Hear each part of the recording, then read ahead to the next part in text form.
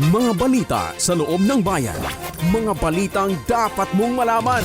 Balitang makatotohanan. Balita na ang direksyon ay pagunlad ng bayan. Balitang Bayan! Magandang araw ng Sabado. Ngayon po ay ka-25 ng araw ng Abril, taong 2026. Ako po si Marjan Artarayo. At ako naman po si Ira Basanyes. Kami po ang maghahatid ng makabuluhang balitang bayan na aming nakalap sa bayan ng Brooks Point ngayong linggo. Narito ang ulo ng mga balita na hihayag sa atin ng Palawan State University Brooks Point Campus o ang Palsuan News Team. Mga balita sa loob ng bayan. Mga balitang dapat mong malaman. Balitang makatotohanan. Balita na ang direksyon ay pagunlad ng bayan. Balitang Bayan! Kauna-unahang LGU Run Vocational School sa Palawan binuksan na. LGU Brooks Point na mahagi ng fuel subsidy sa mga tricycle driver. LGU Brooks Point, naglunsad ng Digital Skills Training katuwang ang DICT. Brooks Point Water System Office, mas pinalakas ang serbisyo sa tubig. Dole at LGU, naglunsad ng technical and advisory visit para sa mga micro-establishment sa bayan ng Brooks Point. Enhancement training para sa child development workers, patungong bayan na idinaos. MYDO, naglunsad ng academic writing at research workshop para sa mga kabataan ng Brooks Point. Accreditation ng mga CSOs, tinalakay sa LP Cellular Meeting. SM Store Puerto Princesa, bumisita sa tanggapan ni Mayor Benedito. At Brooks Point NPS, sinuri ang mga aplikante sa Tuition Recruitment Program 2026. Magbabalik ang Palsuan News Team para sa mga detalye ng Balitang Bayan. Mga balita sa loob ng bayan. Mga balitang dapat mong malaman. Balitang makatotohanan. Balita na ang direksyon ay pagunlad ng bayan. Balitang Bayan! At nagbabalik ang Balitang Bayan, tayo po ay manatiling nakatutok sa programang ito para sa ating unang balita. Kauna-unahang LGU Run Vocational School sa Palawan binuksan na.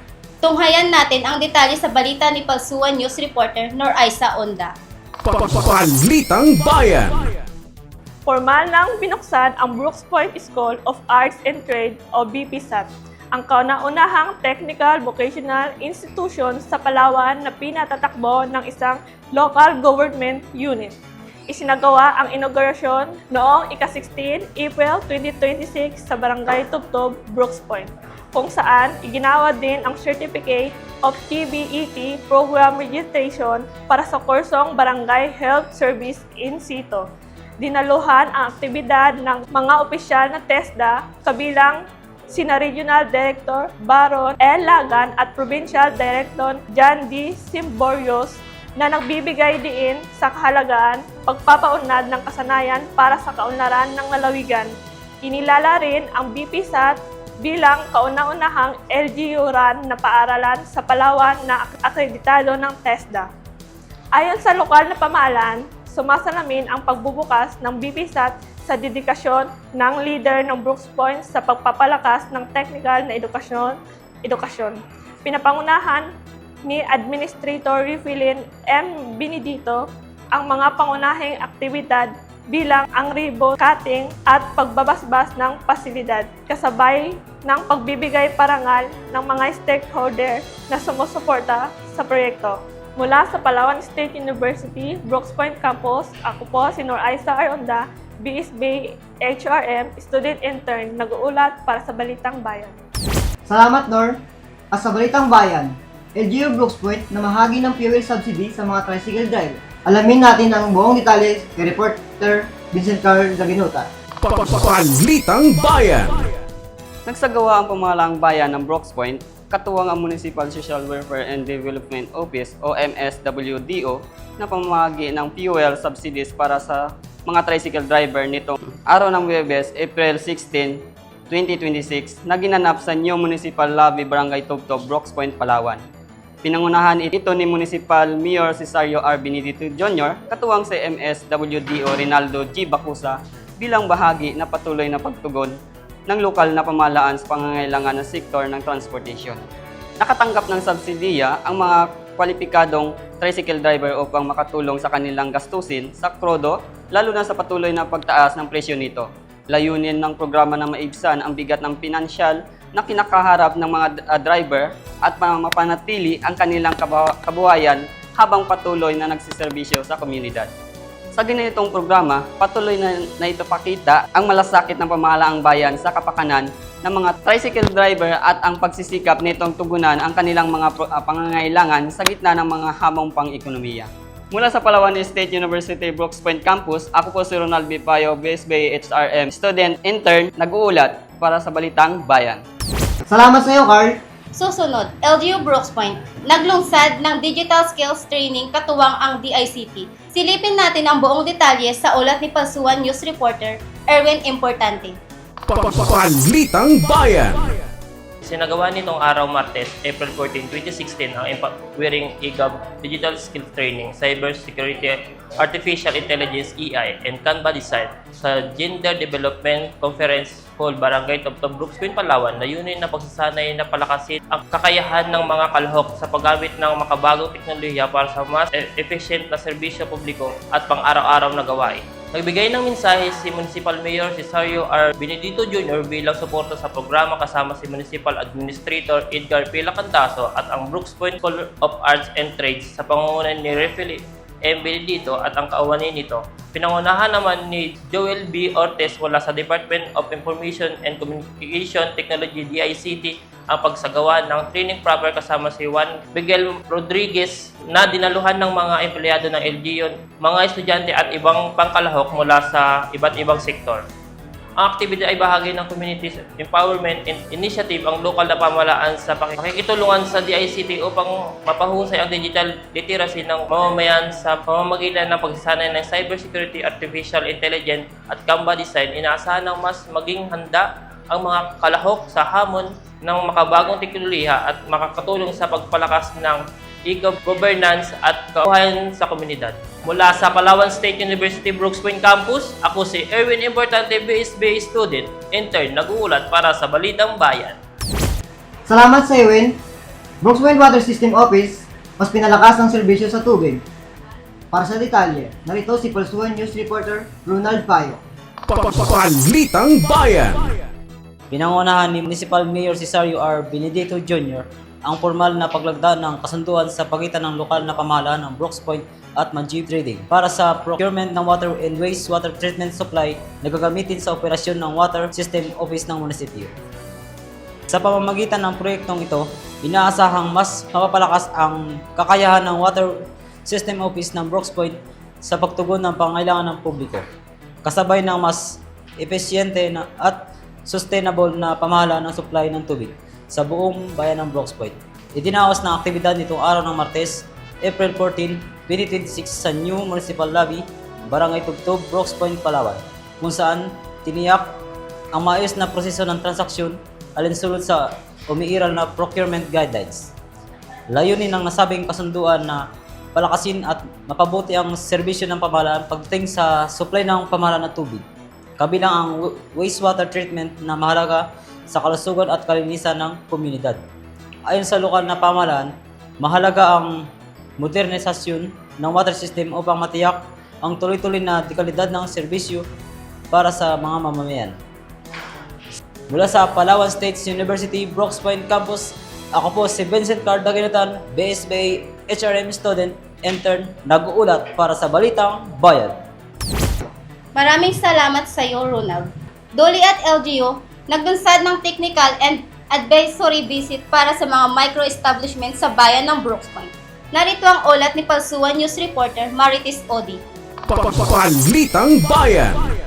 Sinagawa ngayong Martes, April 14, 2026, ang technical advisory visit o TAV to micro-establishment sa Maroyo Ridge Hall, National Highway, Barangay Pangubilyan. Layunin ng aktibidad ng magbigay ng gabay at teknikal sa tulong ng mga maliliit na negosyo upang mapabuti ang kanilang operasyon at matiyak ang maayos na kalagayan sa paggawa. Nagbigay ng mensahe si Municipal Mayor Cesario R. Benedito Jr. bilang suporta sa programa. Nakisa rin ang mga kinatawan mula sa Department of Labor and Employment o DOLE ni Maropa, kasama ang Municipal Public Employment Service Office MPSO sa pangunguna ni Abilin M. Benedito at mga kawanin nito na tumutulong sa daloy ng aktibidad Dinaluhan din ito ng mga kalahok mula sa iba't ibang sektor ng Brooks Point. Sinagawa ang aktibidad sa lisod sa timang maayos na empleyado sa protektibong trabaho at ma-online na negosyo, magtab tayo. Kung saan nakatuon ang programa sa pagbibigay ng payo at rekomendasyon sa mga micro-establishment upang mapalakas ang kanilang negosyo. Sa pamamagitan nito, inaasahang mapabuti ang kaugnayan sa mga employer at mga empleyado sa mapataas, protektibidad at mapag-ambag na patuloy na pag-unlad ng lokal ng ekonomiya. Mula sa Palawan State University, Brooks Point Campus, ako po si Marites O.D., DSB HRM Student Intern nag-uulat para sa Balitang Bayan. Salamat sa iyo, Mar. Susunod, enhancement training para sa child development workers, matagumpay na idinaos. Balitang hatid sa atin ni Palsuan News Reporter, Nor Aisa Unda. Balitang Bayan. Formal na sinimulan ngayon araw ng Lunes, April 20, 2026, ang Enhancement Training of Child Development Workers na aabutin hanggang ika-24 ng Abril na ginaganap sa Maroyog Ridge Hall, National Highway Barangay Pangubilian, Brooks Point, Palawan.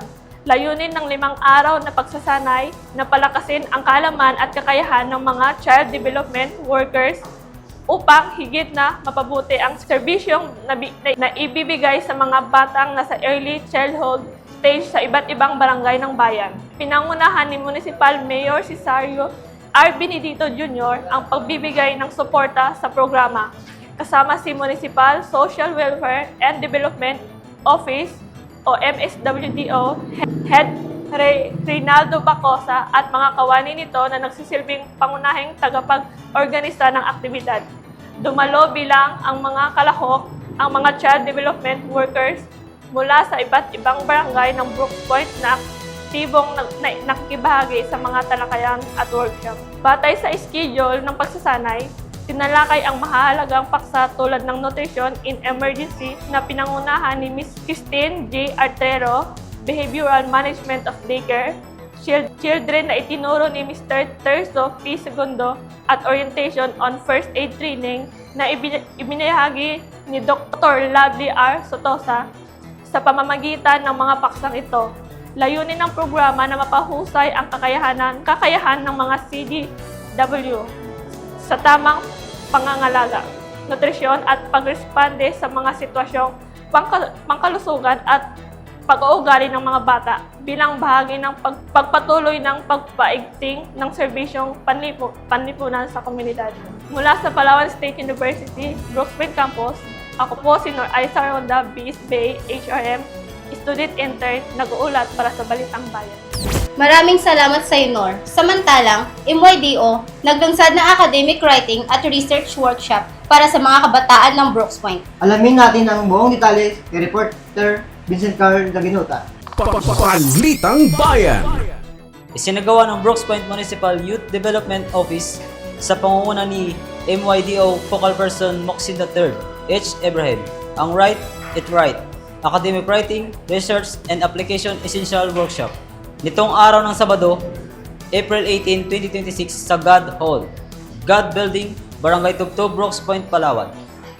Dinaluhan ito ng 30 kabataang kalahok na sumailalim sa mas sinsinang pagsasanay na naglayo palakasin ang kanilang kaalaman, akademikong pagsusulat, instruktura ng panaliksik at aplikasyon nito sa paggawa ng thesis. Sa kabuuan ng workshop, ginabayan ang mga kalahok sa mahalagang konsepto ng research, writing mula sa pagbuo ng matibay na pundasyon ng Kabanata 1 hanggang sa wastong pag-uunawa sa interpretasyon ng datos at paghahanda ng final na output. Sa kabuuan ng workshop, ginabayan ang mga kalahok sa mahalagang konsepto ng research, writing mula sa pagbuo ng matibay na pundasyon ng Kabanata 1 hanggang sa wastong pag-unawa sa interpretasyon ng datos at paghahanda ng final na output. Isinagawa rin ang mga interaktibong talakayan at hands-on na gawain upang mas mapadali ang pag-unawa sa mga komplikadong konsepto at maisalin ang mga ito sa praktikal na akbang. Bahagi ang nasabing aktibidad na patuloy na pagsisikap ng lokal na pamahalaan ng Brooks Point sa pangunguna ni Municipal Mayor Cesario R. Benedito Jr. na mapalakas ang kakayahan ng kabataan sa larangan ng edukasyon at pananaliksik. Sa pamamagitan ng ganitong mga programa, higit na huhubog ang mga kabataan na maging mahusay sa pagsusulat, kritikal sa pag-iisip, at may kumpiyansa sa pagsasagawa ng pananaliksik. Mula sa Palawan State University, Brooks Point Campus, ako po si Vincent Card Daginutan, BSB HRM, student intern nag-uulat para sa Balitang Bayan. Salamat sa iyo, Carl. Accreditation ng mga CSOs tinalakay sa LPC regular meeting sa ulat ni Palsuan News Reporter Erwin Importante. Balitang Bayan. Nagawa ngayong Martes, April 14, 2016 ang regular na meeting at Local People Council at mga kinatawang nitong local special bodies ng Mayor Conference Room ng New Municipal Hall sa Barangay Tubtob, Brooks Point, Palawan. Layunin ng pagpupulong na talakayin ang mahalagang usapin kaugnay ang partisipasyon ng civil social organization sa pamahala at pagpapaunlad ng lokal na pamahalaan. Pinangunahan ni Municipal Mayor Cesario R. Benito Jr. ang pagbubukas ng talakayan kasama si Municipal Administrator Edgar P. Lacanda sa Municipal Planning and Development Office Coordinator Maria Corazon Tindibro at ang kawani nito pati ang mga membro ng Local People Council at mga kinatawan ng iba't ibang local special bodies. Kabilang sa mga tinatakay sa pulong ng accreditation ng mga civil social organization, pagbabahagi ng mga success stories ng mga organization at ang mungkahing pagsagawa ng training sa accounting para sa mga non-accountant particular na sa bookkeeping. Layunin ng mga hakbang na ito na mapalakas ang kakayahan ng mga organisasyon at mapabuti ang kanilang contribution sa mga programa at proyekto ng pamahalaan. Mula sa Palawan State University, Brooks Point Campus, ako si Erwin Importante, BSB student, intern, nag-uulat para sa Balitang Bayan. Maraming salamat, Win. Samantala, SM Store Puerto Princesa bumisita sa tanggapan ni Mayor Benedito. Para sa detalye, narito si Palsuan News Reporter Ronald Payo. Balitang Bayan. Malugod na tinanggap ni Municipal Mayor Cesario R. Benedito Jr. ang mga kinatawan ng SM Store Puerto Princesa sa sinagawang courtesy call nitong araw ng Martes, April 14, 2026 sa New Municipal Lobby, Barangay Tubtob, Brooks Point, Palawan, kung saan kanilang inilahad ang panukalang pagsusupply ng uniform para sa mga kawani ng pamahalaang bayan ng Brooks Point. Sa kanilang presentasyon, inimungkahi ng SM Store Puerto Princesa ang pagbibigay ng dekalidad, comfortable at matitibay na uniforme, kabilang ang corporate jacket, pantalon at iba pang kasuotan na angkop sa araw-araw na gawain ng mga kawani. Binigyan din ang kanilang kakayahang mag-customize ng disenyo, kulay at logo alinsunod sa pangangailangan ng LGU. Gayon din ang maasang serbisyo sa paghatid flexible na terms tulad ng credit line at suporta sa mga kinakailangang adjustment o replacement. Layunin ng nasabing pagbisita na maipresenta ang kanilang mga produkto at serbisyong makatutulong sa pagpapalakas ng profesional na imahe ng mga empleyado ng lokal na pamahalaan. Ang ganitong mga pakikipag-ugnayan ay inaasahang magbibigay daan sa patuloy na pagbababuti ng kapakanan ng mga kawani at pagpanatili ng mataas na antas ng profesionalismo sa bayan ng Brooks Point. Mula sa Palawan State University, Brooks Point Campus, ako po si Ronald Payo, BSB HRM, student intern, nag-uulat para sa Balitang Bayan. Maraming salamat sa iyo, Ronald. Brooks Point MPS, sinuri ang mga aplikante sa Attrition Recruitment Program 2026. Balita natin sa atin ni Palsuan News Reporter Marites Oli. Balitang Bayan. Sinagawa sa Brooks Point Municipal Police Station ang initial screening at evaluation para sa patrolman at patrolwoman at retention requirement programa para sa taong 2026. Itong araw ng Miyerkules, April 16, 2026, na ginanap sa conference room ng New Municipal Building, Barangay Tubtob, Brooks Point, Palawan. Layunin na aktibidad na masuri ang publikasyon ng mga aplikante nagnanais maging bahagi ng hanay ng kapulisan at mapalakas ang peace and order sa bayan. Nagpapakita ng suporta, naging bahagi ng Board of Judges na sina Municipal Mayor Cesario R. Benedito Jr., Municipal Vice Mayor Attorney Mary Jane D. Feliciano at Konsehal Nathan Sam O. Lacumbilaw, ODLDG Brooks Point at MLGO Coraline C. Atienza. Nagsilbing tagasuri ng kakayahan at kaalaman sa handaan ng mga aplikante sa kanilang presensya, binigyan diin ang halagaan ng pagkakaroon ng dekalidad, disiplinadong mga pulis, magsilbi sa komunidad ng Brooks Point. Kabuang siya na kalahok ang sumasailin sa naturang screening at evaluation kung saan tinasa ang kanilang kakayahan at kaalaman at kahandaan sa pagsubok ng serbisyong publiko. Patuloy namang sinusuporta ng lokal ng pamahalaan ang mga programang naglalayong mapanatili ang kaayusan, kaligtasan at kaunlaran ng buong munisipyo. Mula sa Palawan State University Brooks Point Campus, ako po si Marites Odi, BSB HRM student, intern, nag-uulat para sa Balitang Bayan. Maraming salamat, Mar. Manatiling nakatutok sa pakikinig at panonood ng ating programang Informasyon ng Bayan para sa lahat. Susunod na sa ating programa ang Talakayang Bayan. Ako po si Edmarjan R. Tarayo. At ako naman po si Ira Basanyes. Kami po mula sa Palawan State University Brooks Point Campus o ang Palsuan News Reporter na naghahatid ng Balitang Bayan. Mapagpalang araw sa lahat, Bayan ng Brooks Point. Mga balita sa loob ng bayan. Mga balitang dapat mong malaman. Balitang makatotohanan. Balita na ang direksyon ay pagunlad ng bayan. Balitang Bayan!